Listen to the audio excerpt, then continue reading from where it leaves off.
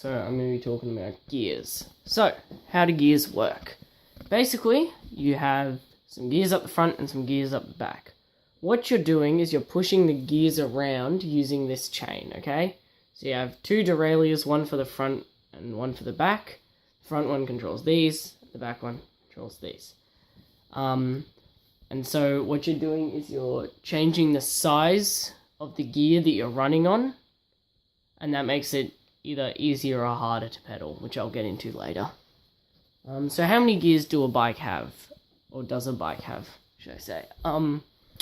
It's normally anything from around 7 to 24, depending on how many you have up the back and how many up the front. It's very common to have 3 up the front and 8 up the back. But some bikes are different. They'll have 3 up the front, 7 up the back. Mine has 2 up the front and 6 up the back. So, yeah.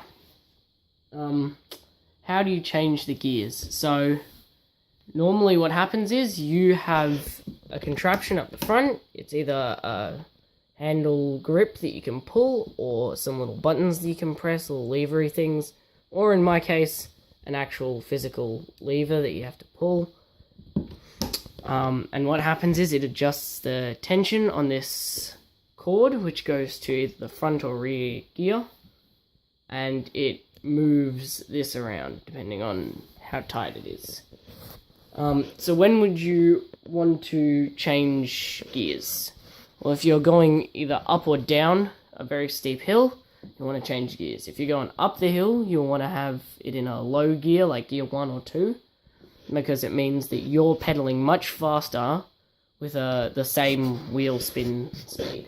If you're going down a hill, you'll want to be pedaling slower with the same high wheel spin speed. So yeah, why does that difference in difficulty and wheel spin speed happen?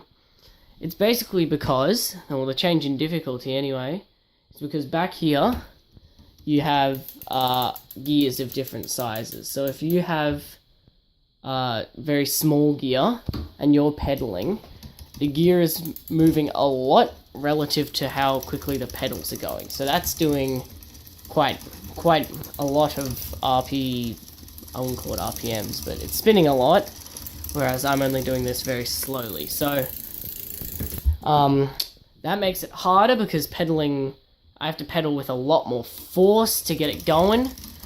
But if you have it in something much higher, it becomes a lot easier to pedal because you're pedaling not at the same speed as the back wheel, but you're pedaling faster, so it becomes a lot lighter and easier.